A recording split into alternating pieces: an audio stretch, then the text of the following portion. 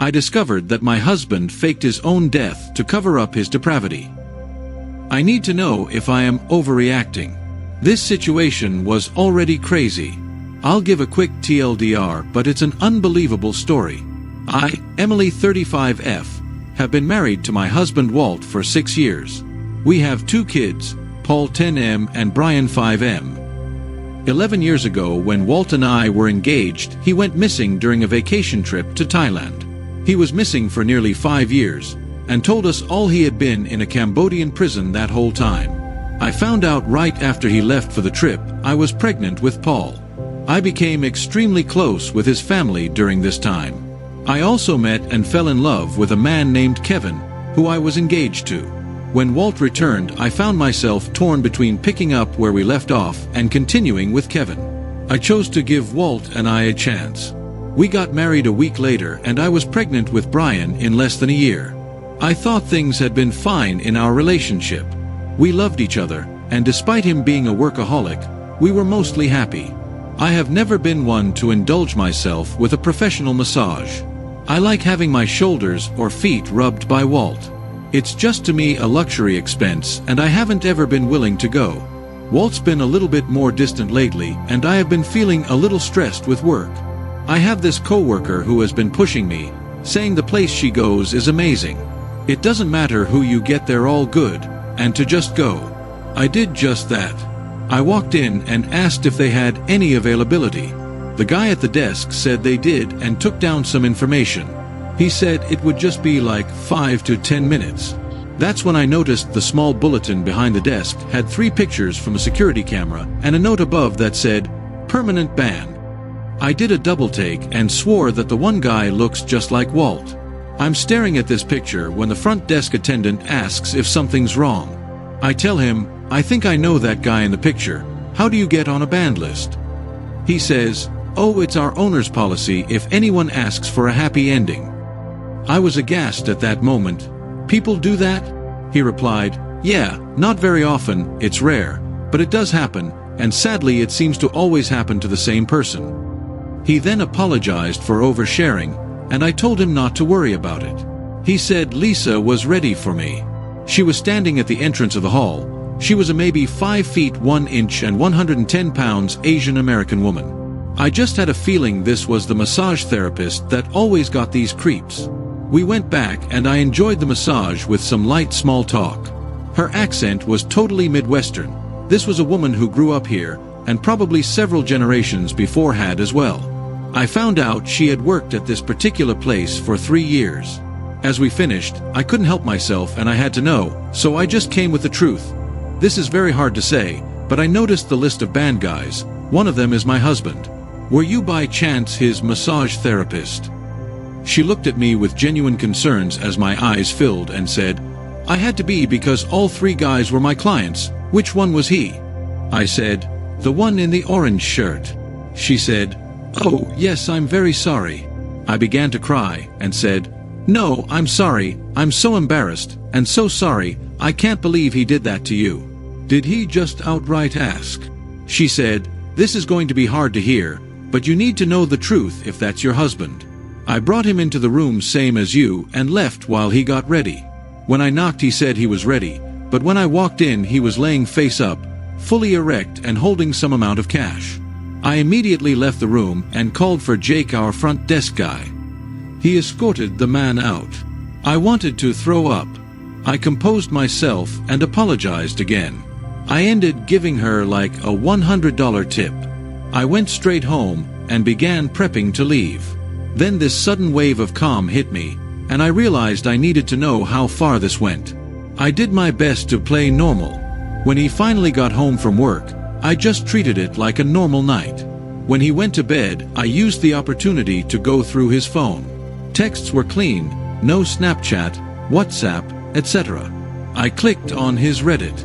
There were his 4 posts from when he came back home from his imprisonment. I had seen these before. I was about to give up when I noticed I could switch between accounts. I was disgusted by what I found. He was joined to all Asian women fetish subs and massage subs. The chats were worse. As I read through them, most were just faceless women, probably men pretending actually, that he was sexting with. But there was one that he was definitely seeing. There were details of meetups, and how much he would pay, what he wanted her to wear or do. He was paying a sex worker for happy ending massages. He kept referring to her as Sok. A quick Google search told me this was a common Cambodian name. Probably wasn't really her name, but he was paying for the fantasy. There was another conversation on there, which as I read seemed very familiar. That's when I realized it was Jorge on the other end. They were both covering for each other for years through various affairs. As I scrolled through their long conversation history, I came across the most knife-twisting part. They had been just talking bullshit like any other time, and Walt was telling him about his upcoming appointment. Jorge says, "I bet you wish you could have just stayed in Cambodia, not have to do all this shit." Walt replies, "Fuck yeah, but what are you gonna do? I got deported." Jorge follows, "Well, you were cheating on her too. I'm surprised she didn't turn you in the first time she caught you." Walt, "Yeah, she was still holding out hope until the second time. It was all fake. It was lies. He was never in prison. He left me. I slept on the couch that night and told him I just fell asleep out there. The next day, I asked Jorge to come meet me on the pretense of needing help with something. When he arrived, I showed him the evidence I had of his affair, and told him it was going to his whole family if he didn't tell me the whole truth right now. Jorge laid it all out to me. Walt has been obsessed with Asian porn since high school, notably happy ending massage fantasy. When we started together, it was because I had the right optics. Jorge said Walt does love me as his wife, he just has this addiction. I told him to stop with that shit, and let me know about Cambodia. Prior to his trip, Walt had been engaging in an online affair with a Cambodian woman for 2 years. That means it started after we were together. Our bachelor trip was his chance to meet up with her in person. What I didn't know is he had gotten his passport and visas for both Thailand and Cambodia. Jorge didn't want to go to Cambodia, and Walt had only ever mentioned a desire to visit Thailand, so that became their cover. They arrived the first morning and took a week's worth of selfies together around the resort. At that point, Walt left and went to meet this woman in Cambodia. He was there for 3 days with her when he decided he was in love. She was from a well-enough-off family. He wanted more. So he and Jorge concocted his disappearance. At first he was only going to stay for the first 30 days, then show back up. But when it was done, he got his visa extended another 30 days. He couldn't extend it past that, so he just didn't. He hid there with her. However, being the shitty person he is, he began cheating on her as well. She caught him and kept him around because he was telling her he would help her immigrate to the States as his wife. After 4.5 years, she caught him again, and not only dumped him but reported him, and he got deported. He had to come clean to his parents, who I had grown close to.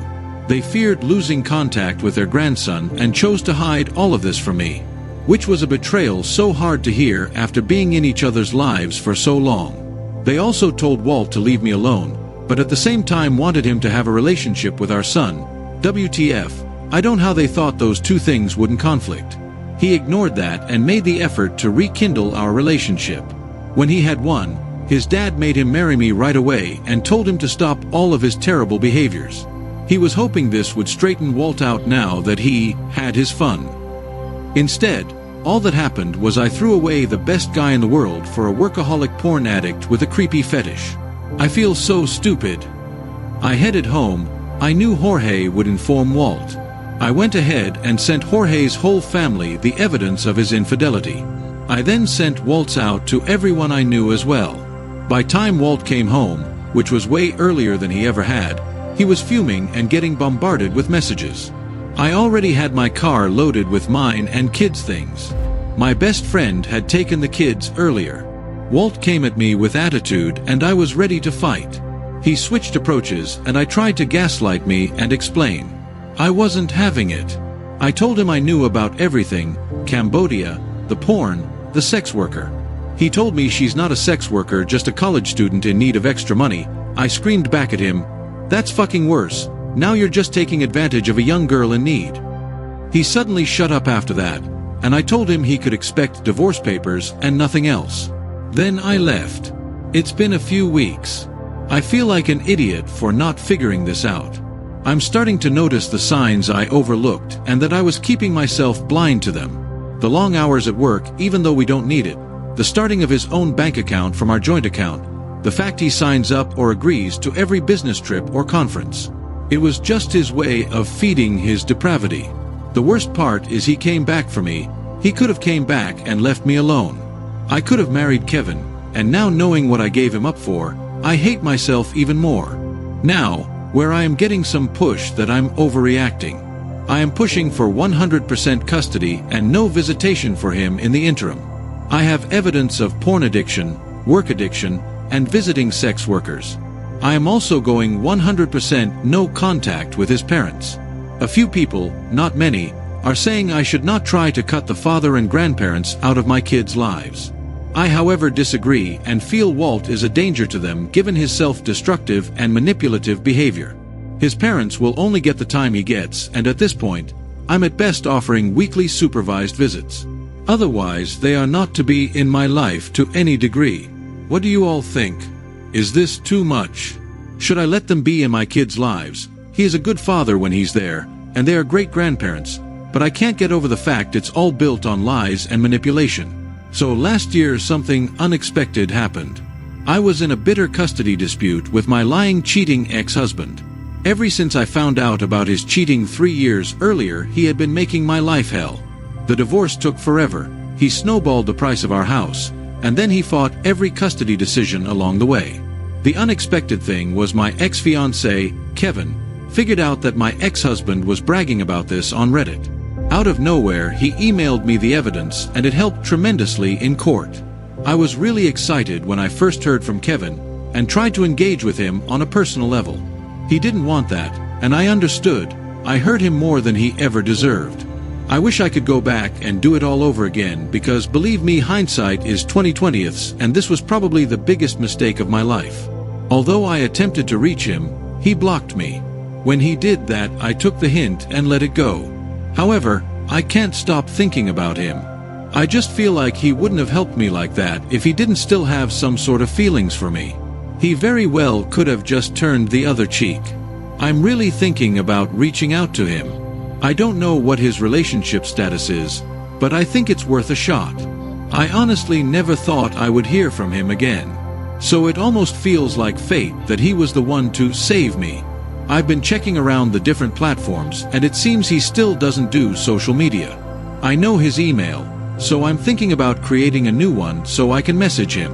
If he tells me he's married or seeing someone, I'll let this go, but at this point I feel like I need to try. I'm still kicking myself for letting him go all those years ago. He was really the most wonderful man and a great dad to my son. This has to be my chance to make things right, don't you think? Would you go for it?